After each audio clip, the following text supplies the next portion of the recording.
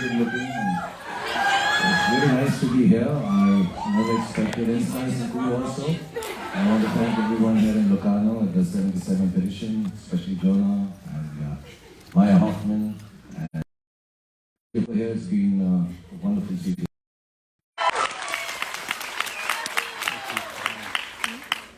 So, first of all, thank you for being here. You know how much it means to us. And as you know, this is a Q&A session. And for those that don't know you, they're not in this room, but this will be broadcasted. For those who don't know me, please leave. Google me and then come back. So I would love to begin with a very easy question, and I would love to know, when did you first become aware that you were in love with cinema, and how did that happen? Okay, just to clarify, because this would be seen around the world, I'm assuming, I'm Shah Rukh.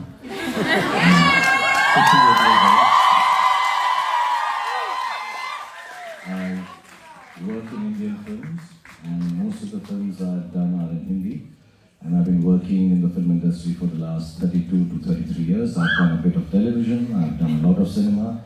I think my filmography is about 68 full-length films and another 2013 which I've done guest appearances. Guest appearances in Hindi films mean you come and work for free. That's what I've done, and yes, I was very young. I don't think I ever thought I'd be an actor, to be honest.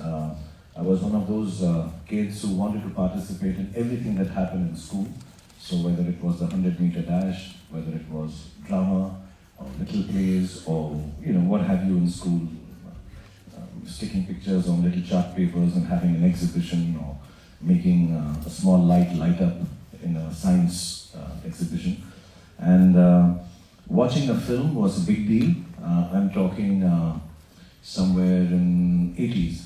Early 80s or mid 80s, and to go to a theater was a big deal. And my mother, she was a big movie fan. We had what is known as a video cassette recorder. To all the youngsters, there used to be an instrument where you could tape and play, and the tape used to get stuck. It wasn't like a hard disk that you have, and it was a big thing to own one. And we were very poor, but I think my mother's sister was very rich, so she gifted us one. So it was in her room, and in India, and I think in most of the culture that we follow, I like to say it in Hindi, we believe that there is heaven under the mother's feet. माँ के कदमों के नीचे जन्नत होती है. And that's what my mother told me every time, and said, press my feet. so at night I would press her feet. And when I would do that to put her to sleep, the television and movies used to go on, and if you were not, if you didn't, you used to get older movies for 1 rupee or 2 rupees, the newer ones for 10 rupees. So you just watched movies after movies. So I started liking films then. And at one time, there's an exam in Hindi, in the local language. Normally kids are poor. I was in Irish Brothers School, very Christian, very strict, very English speaking. So Hindi was not my strongest point, and then my mom said, I'll take you to a movie hall to watch a film if you get 10 on 10 in Hindi dictation. I've never said this, but I'll comment. I think one answer I copied from a friend, but I did get 10 on 10. And then my mother took me to watch a film in a theater, first time. And strangely and coincidentally, it's a film called Joshile, which was of the director with whom I did maximum number of my films later on in my life. So life is connected, Mr. Yash Chopra. It was his film. And strangely, I'm sitting here in Locarno, Switzerland because of him, because of that movie I saw. And then my parents died, and I wanted to just leave the city, do something. I was doing my master's in mass communication and filmmaking. I wanted to be a film director. I came to Mumbai, I thought I'd get some roles. Then I thought I'll work in front of, and television came into India, so I got little bits and pieces roles. And then one thing led to the other. I came to Mumbai for a year in 1990, and I said I'll work for a year, earn 1 lakh rupee, buy myself a house, and then go back and become a scientist or a mass communication journalist. I haven't gone back yet. We wish you that you never will. So, but you weren't always the hero. So you also played villains. So how did this switch happen? What clicked inside of you? So when I came to Mumbai, I was I thought I was very old. I was, I think, 25, 26. I started late compared to what people start in films now. I started at the age of 26, and most of the films being made that time were about college love stories. So I found it strange to be sitting on a desk in a chair and behaving I'm in college. I found it awkward. But I didn't find it awkward enough that when I became 32, I did the same thing in Kuch Kuch Hota Hai.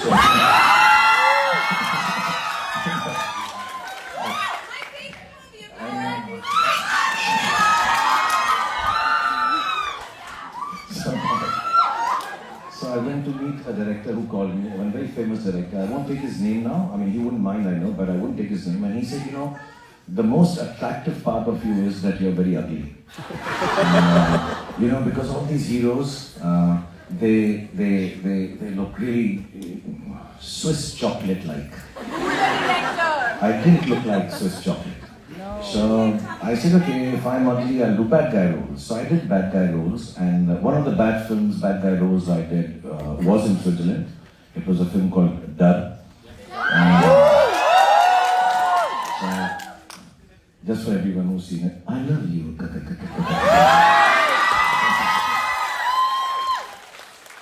So I came here, and I think being in Switzerland and drinking your milk, I became chocolatey. Because while I was finishing that, I remember Mr. Yash Chopra telling me that I want to cast you in a love story.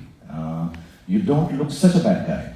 And he made DDLJ with me. And, so, yeah.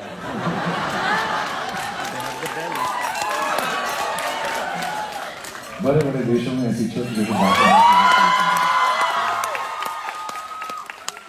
Yeah, so then one thing led to the other, then I became the good guy. And now I'm the good guy sometimes, the bad guy sometimes, or a mix of both the guys sometimes. Biggest superstar in the world! Yeah.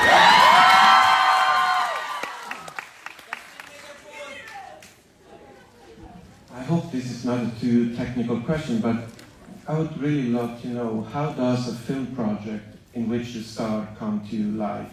Do you start with an idea of a script, a basic outline, what you want to do, or is it a desire to be directed by someone very specific, or a lead actress, or an antagonist, a villain you want to play with? And how does one idea lead to the other, and how does the project come together? So Jana, it's actually very simple. It's not as complicated. When you were narrating all that, I got scared. I do so many things. It's very simple. And I'm not actually wanting to do a lot of films. I realize that I take a long time to do a film. Many a times I'll see on social media people even blaming me, oh, come on, do a film now, it's too long and everything. But I take a long time because I want to spend a lot of time with the person who's going to direct me. Why? Because you spend a year of your life with them. I really want to have fun. And when I say fun, it's not dancing and drinking.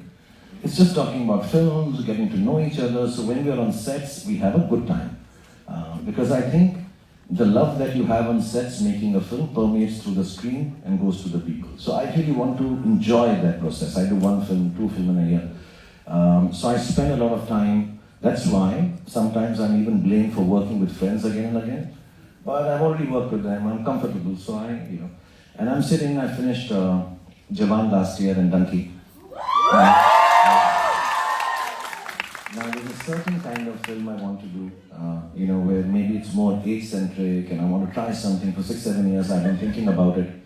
And I mentioned it to Sujoy one day. He was sitting, he works with us in our office, he's made some films for us. And he said, sir, I have a subject.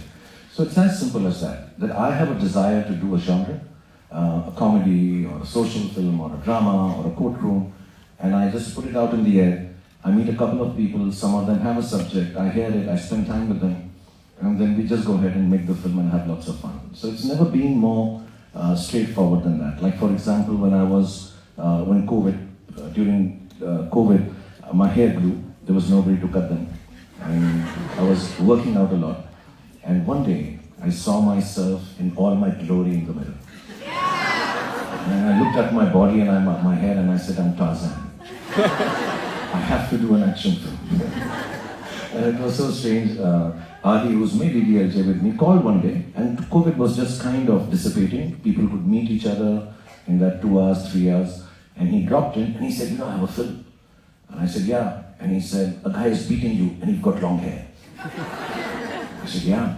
And then he says, who are you? And he says, I'm so and so. And you say, Zinda hai.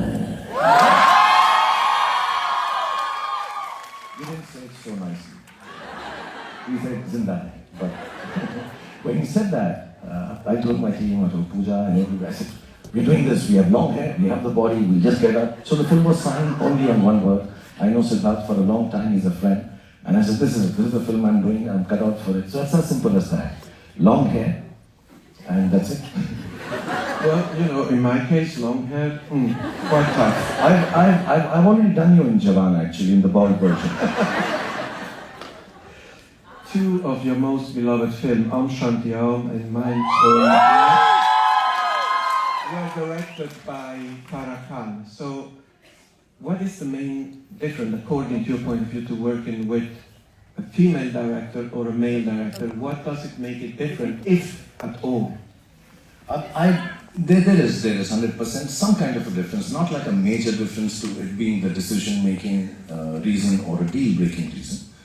I do find, having worked a lot with women as actresses, as producers, as directors, I do find them a little more sensitive, a little more nuanced. Men, guys, this is not negative for you, because I'm sure your girlfriends and your wives are saying this to you every day. Men compartmentalize their feelings. Oh, you don't understand. I want to not fight about just this thing, I want to fight about everything that has happened over the years. So men can compartmentalize and say, but we were fighting about this, why has this come into it?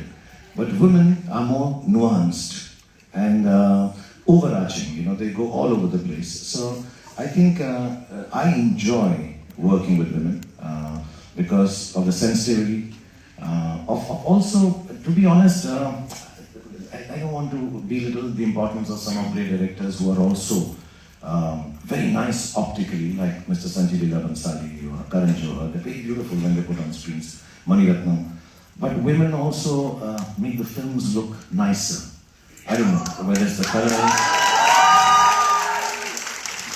And again, not to take away from all the great male directors I've worked with, and I don't want to sound inappropriate. Anybody on social media finds this inappropriate, please don't.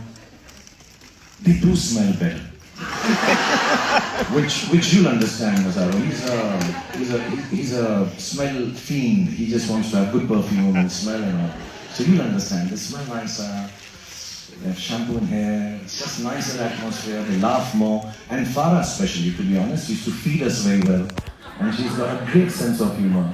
So it's great fun having done Om Shanti Om and Mehuna and even Happy New Year. She's a fun person to work with. But there is a little difference. Having said that, I am more in touch with my feminine side, I feel. See the way you and I are sitting? So we are more in touch with my feminine side, so I'm not too much into machismo and, guns and fighting. As I like to hear girls talk, and I enjoy more with the girls.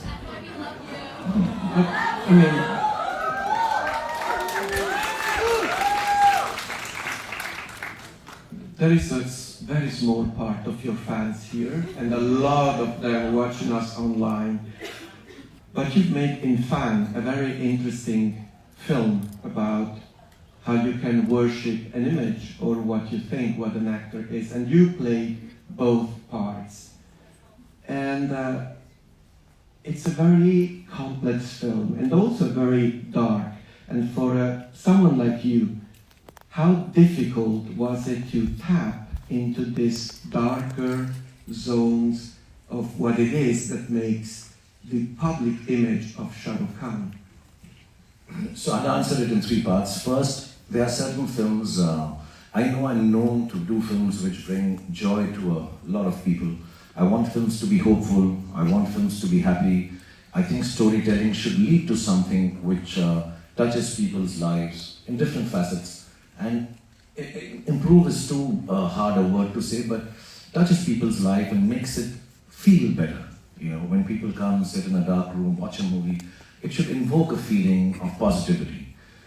But then, you know, as an actor, sometimes I want to try something which has not been done before, to push the boundaries that I can do as an actor, and then come back to doing the good stuff, the positive stuff. So Fan was a very personal journey, very scary journey, you know, to take both sides. I don't think the adulation and love that I get from people would become as strong and intense as the character played. Also, what was difficult was to play an insecure superstar and let it come to life. You know, normally when you play a superstar in a film, it's all glory and bigness and people jumping and screaming your name. But I wanted this guy to be scared of his star, which is very difficult to do it, because it's like exposing a part of every star there is in the world. That, you know, there can be this insecurity. And, you know, so it was like looking in a mirror and identifying with the image and the person itself, and going ahead and playing it. So it was very schizophrenic, very strange, very awkward, and to be very honest with Manish Sharma, who was the director, I actually started feeling like two people. So it was a very personal journey for him and for me to bring this out. That's why perhaps it's so dark. And I do believe films will become too personal, become too complicated, and storytelling should be simple, straightforward, honest, from the heart. So I think Fan became too complicated. That's why not too many people enjoyed it. And it's scary as hell, you know, to find someone like that coming to your house, breaking things and, you know, doing what he was doing and still madly in love with you. You know, to meet someone who could go there and still be loving you so much, with so much purity. So the question was, is that love that you go to extremes to, you know, get it, even if it's negative? Or is love what we normally talk about, you know, all flowers and roses and singing and dancing and memories? So it was a strange journey, very difficult to do. I felt very bad it didn't do well, because those prosthetics were really 3 hours, 4 hours I used to wear that jaw. And aside, I should tell you, it was done by a gentleman, very well-known prosthetic artist called Greg from Hollywood. And when we were trying out different looks, we did some strange things and I looked uglier than I am.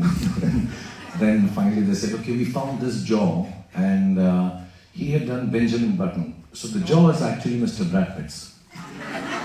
So he got that jaw and put it onto my face, and that's how we fixed that.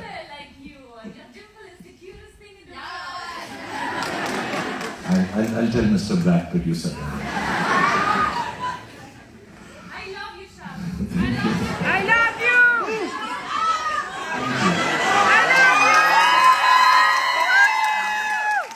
Should we just send Jonah away? And don't do interviews, just exchange sweet nothings of love.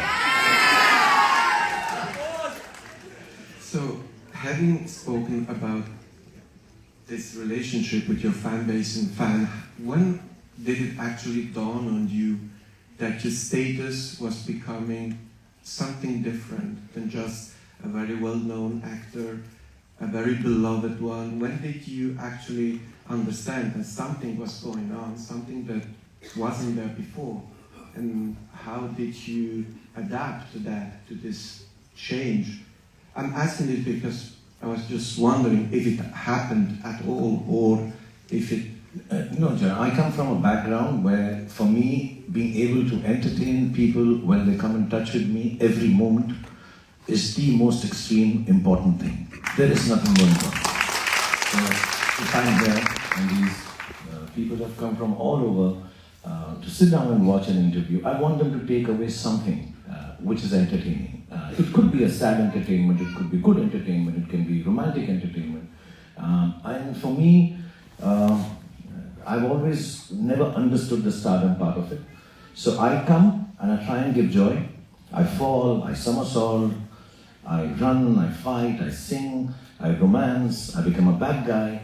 And then I try to give joy in whichever way I'm like a monkey. I want to do anything that will give you joy.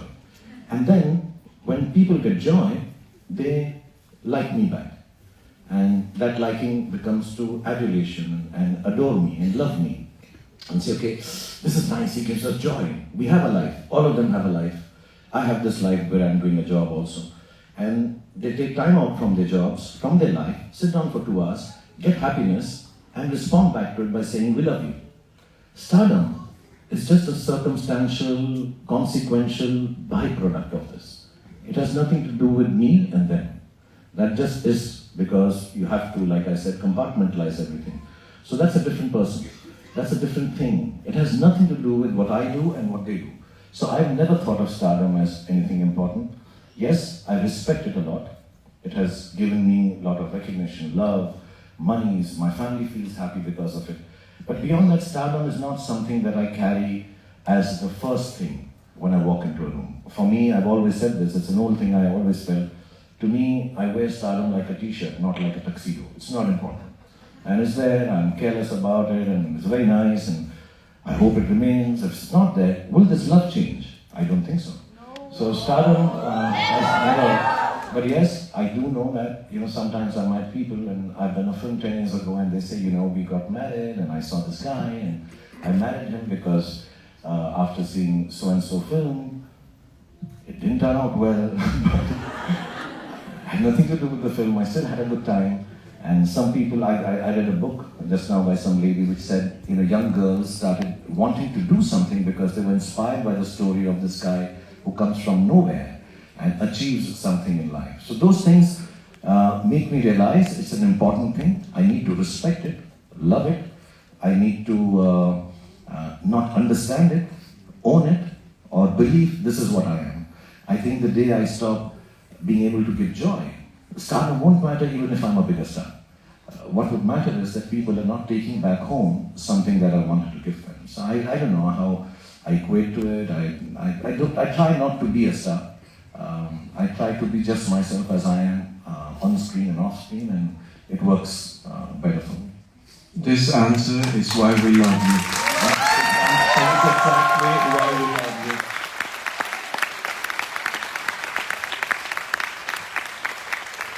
As you know, here in the Western world, in Europe, we think of Bollywood as just one thing, but there are many nuances and differences. And for instance, Jawan is a film that you made with Atlee, who is a Tamil-speaking director.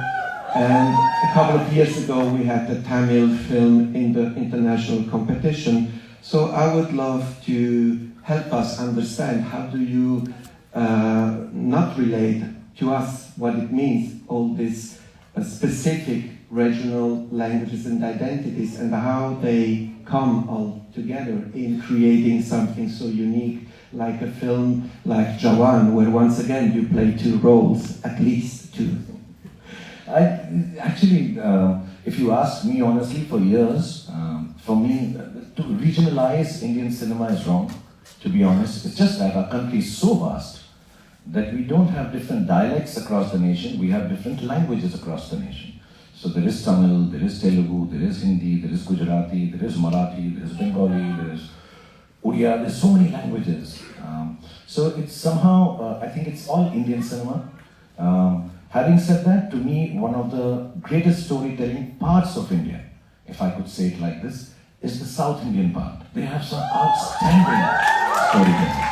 Malayalam cinema, Telugu cinema, Tamil cinema. They have some of the greatest superstars of our country. And we all know it in India. It's not that.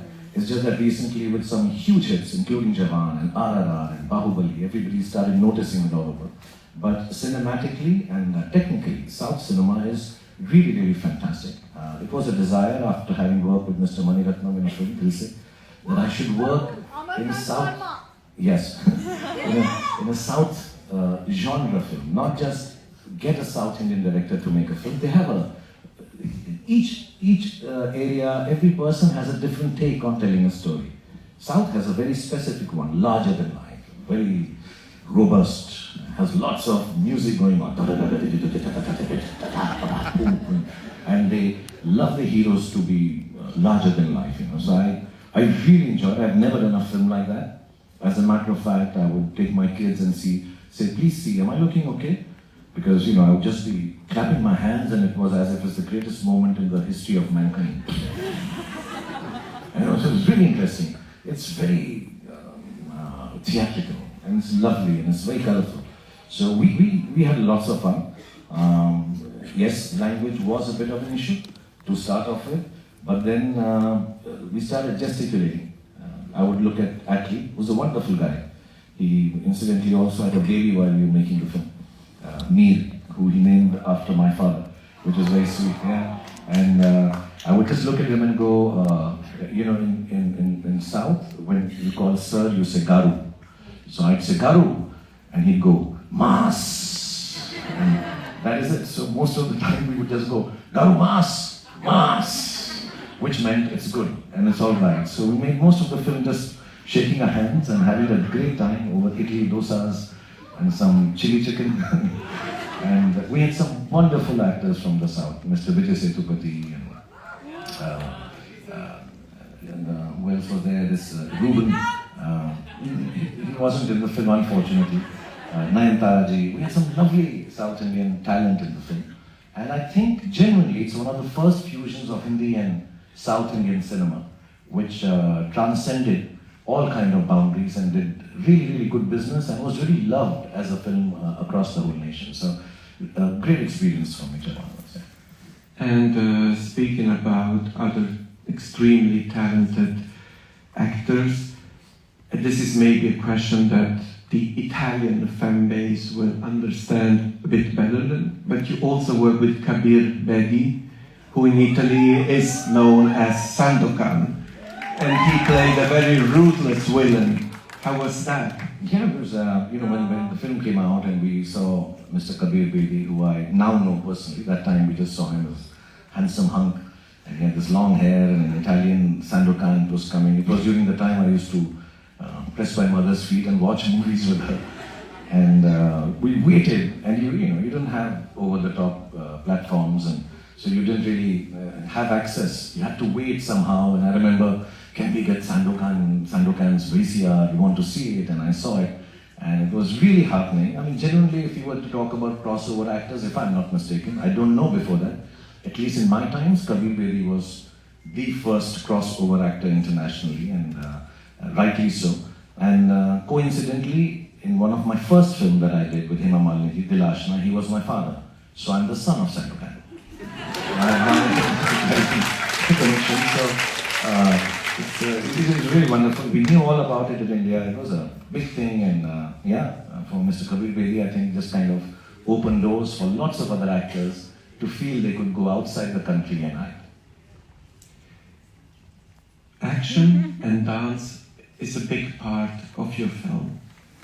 How much are you involved in choreographing a dance scene or a musical number, and how much effort goes into choreographing and fight scene and action scene? Consider that especially in your last movies there are so many elements, trains, helicopter, fighter planes and other guns and so on. So how do you work on that?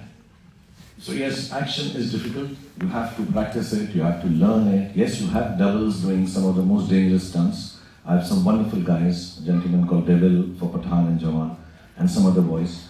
But 80% of it you have to finally do it yourself if you want to sell it truthfully.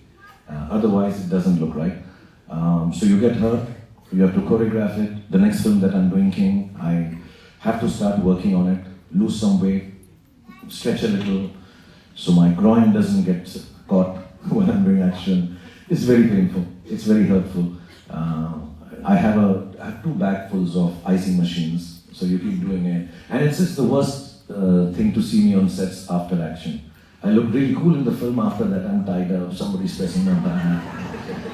So when you can't walk, you have to go like this, and then suddenly you see people, you stand up and go, mwah. It's really like that. Dancing is an art form that I'm still trying to master.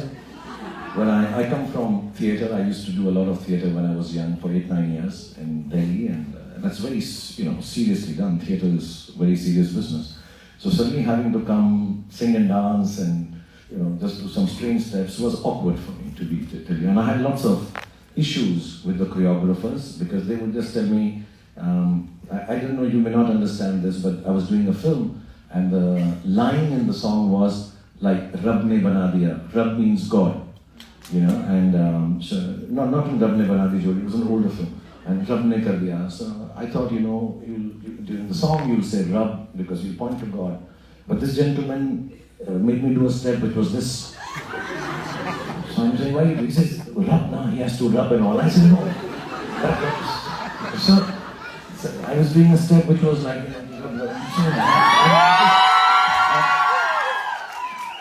got so disturbed. I'm like, no, I'm not going to do this kind of dancing. Till actually, Saroj Khan and Farah Khan came into my life. They were very sweet ladies. I hold them responsible because they realized that either they realized that I had a different interpretation of dance, or they realized I can't dance to save my life. And they had to make do with me, so they allowed me to do all this.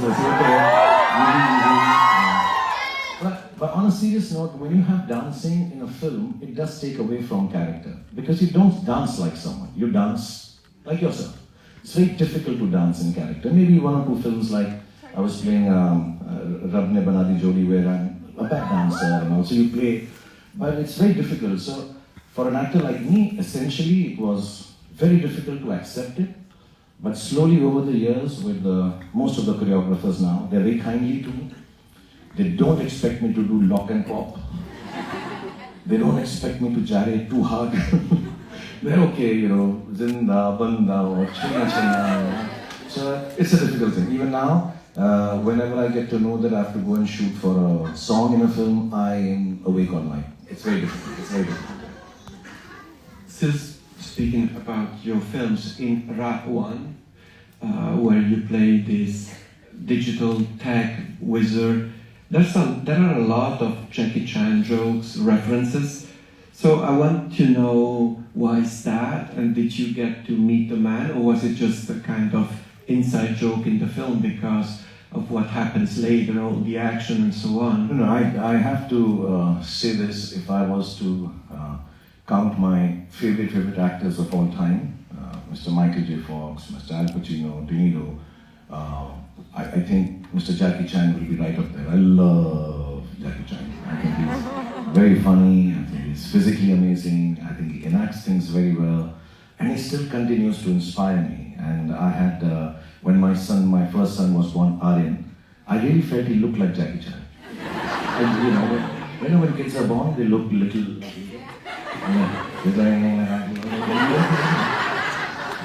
he's like Jackie Chan, he looked very Jackie Chanish to me. And then I trained him in Taekwondo, assuming he will grow up to be Jackie Chan. And I really wanted him to be Jackie Chan, I'm telling you honestly. I remember a friend of mine met him somewhere, then he signed a cap for Mr. Jackie Chan, signed it for Aryan. And then many years later, I think 3-4 years ago, I had the privilege of meeting him in Saudi Arabia.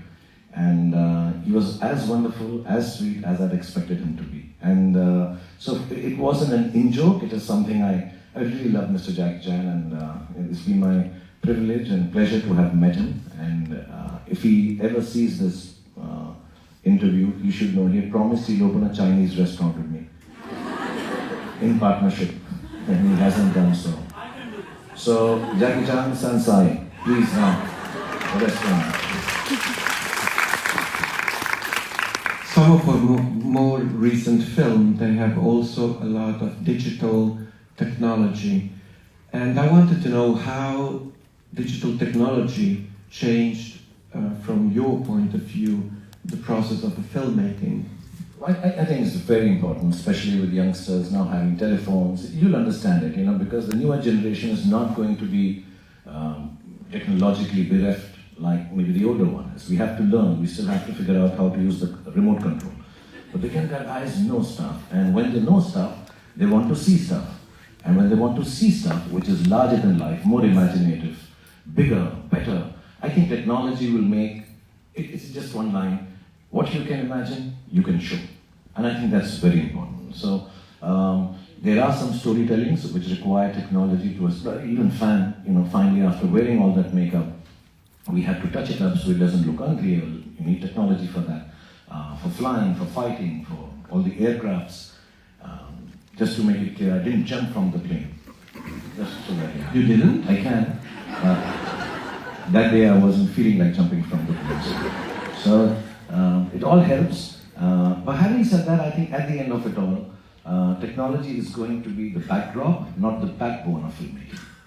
It will always be the nuances, the emotions, the thoughts, the basic simple truths of human beings, which is determination, hope, happiness, sadness, failure, success. I think those are the things which are going to mount a film on the back of technology. It's never going to be the backbone of great storytelling, is what my belief is. But as an assistance, as helping tell bigger, better, nicer, sweeter, cooler, imaginative stories, I think technology is really, really very helpful.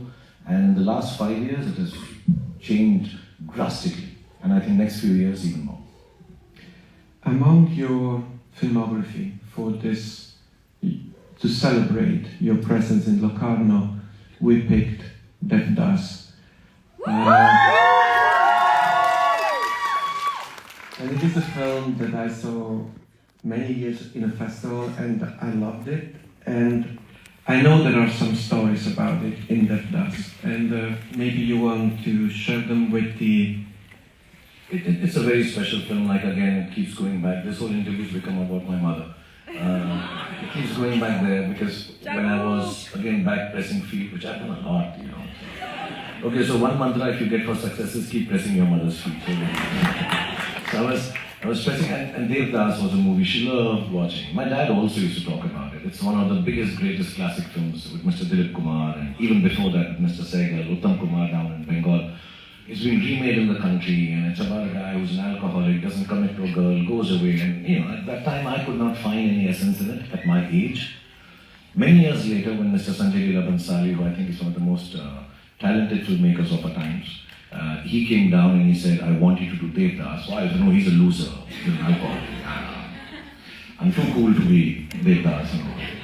So it kind of petered out, and then before leaving, he just said one thing, which still sticks with me. And it's a great experience making Devdas, Mr. Bhansali. He said, I'll not make this film if not with you, because your eyes are like Devdas. So I said, okay. I would not cast anyone. And for a year he didn't, and then we met again, and I said, okay, if you can't find eyes like mine, okay, I'll do the film. And I was again privileged to work with Aishwarya Rai and Madhuri Dixit in the same time. Mr. Jackie Shah, and it was one of the most wonderful experiences of my life. To play that character, I don't like to play characters which demean women, I'll be honest.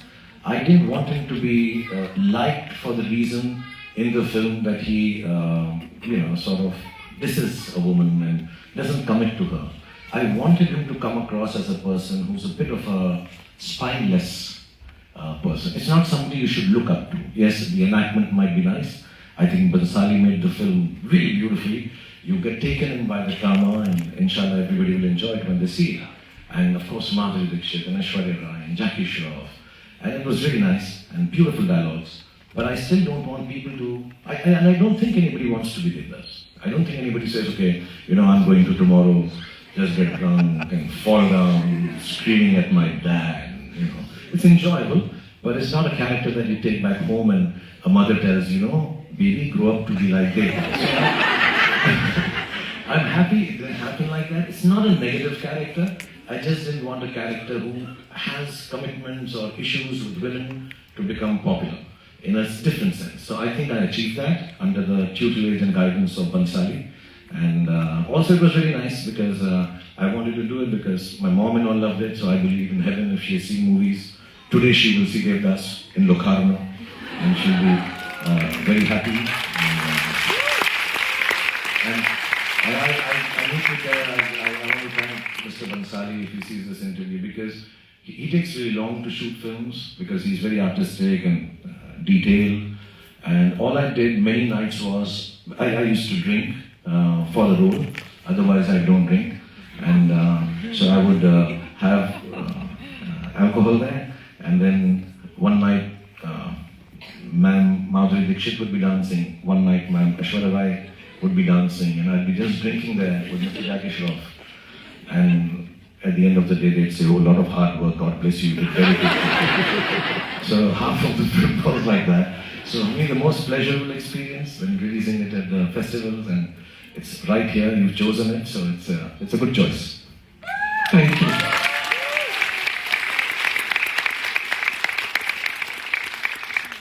Let's get closer to home. One of your heroes, you said so yourself, is our hero, Roger Federer, and you shot DDLJ in Switzerland. So, what is the specific ties that you have to Switzerland? See, I joke about it, but to be honest, when I was growing up in Delhi, I come from a very lower middle class house. And to come to Switzerland is a dream, at that time in the 80s. Oh my God, we'll go to Switzerland. We just heard the name. Like we back home in India, it's Kashmir. And everybody loves Kashmir. So internationally it was Switzerland. Oh, to be in Switzerland, And then I did a film and I'm down here. And, I was we shot, I think, near Interlaken and Shah.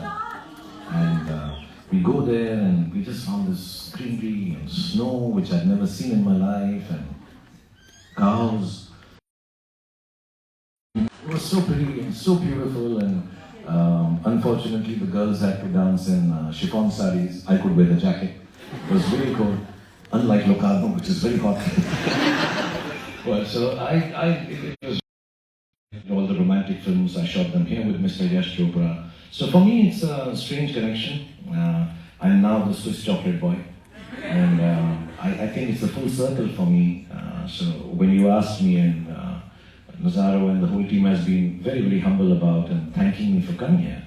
But I want to thank you because for me it's like a full circle to have gone from Switzerland and get the highest award in Switzerland.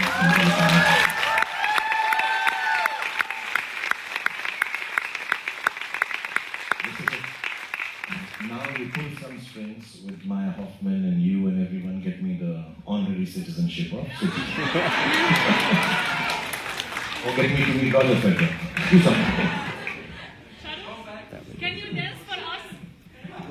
We're charging money for that after this wedding. Is that what you came for? You thought an interview would be that kind of an interview? The very last question of this session. Hang on. You've done a lot, okay? So when you embark on a new project, as we were speaking briefly yesterday, and I'm not giving anything away, so what is there that still pushes you forward, besides this very beautiful idea of giving joy to the people that go see your films? What is it that drives you still? I think the essence is still that I really want to, I think, like I said yesterday, that cinema embodies many facets of life and so many emotions that it's very difficult, impossible for one person to be able to express all of them in one lifetime. I live with that hope that maybe I can keep on doing different films and, cry differently, laugh differently, fall differently, dance differently. I know I'm limited as an actor. I know I don't have the scope that other actors have, more talented than me. But I just don't want to give up. I just want to keep trying till I can. I think I can. Like my family every day asks me, how do you get up in the morning, wear makeup, and go do the same thing again and again for the last 35 years and not get tired? And genuinely, it's something that keeps me going. It keeps me happy. There is nothing that makes me happier than being on a set in a closed room with lights, and not because I'm the focus of attention, but because I know that I'm able to bring joy to someone very far away who I may never meet or see again, right? And also, if I don't do this, I don't know if I'll be able to keep. We have, just to put it out there, I think it's important that we have a very normal family life, out from outside, and I want people to know this because outside stardom and it's larger than life. People come out, thousands of people look at you, you wave out to crowds, and there's a lot of madness. It's like a rock star, and with my dashing drop-dead, gorgeous, good looks. It can seem very alien and different, but it is not. The family is very simple, the kids are very simple. Like a father, I spend a lot of time with them. I want them to learn. I want them to be humble about the privileges they have because of me becoming a star. I want them to understand they have to come out of the shadow, negative and positive, of being a star's son. The wife is sweet, she looks after, she keeps balance, there's some wisdom there, there is some jokes there. So it's a very simple life. People who work with me, all of us here, we lead a very simple life. Because at the core of that simplicity is, for each one of us sitting here, we've been here for 3 days, back home, my whole family, the core is that there is somebody in this house who's been able to find a space, can do something, and wants to keep on doing it, but it brings happiness to someone somewhere. Don't let that come to rest. So everybody's very encouraging to me. My team is always encouraging me. Go on, do it. It'll look very good. I'm not going to dance, however much they encourage me. But I think it's very important for everyone to know that stardom is a byproduct of what I do. Being big, being famous, being rich is not the important part, it's an essential part.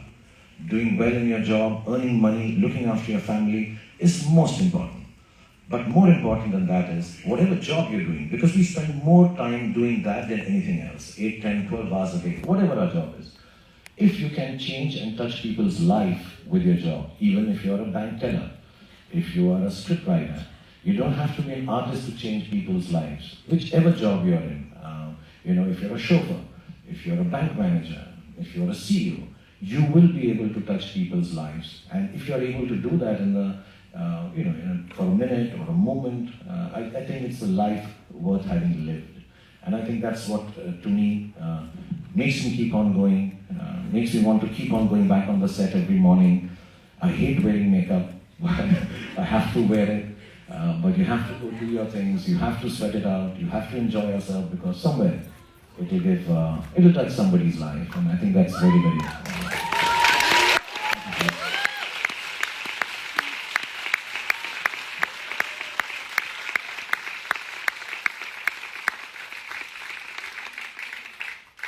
I have actually a ton of questions for Shah Rukh Khan, but I'll keep them aside. No, wait.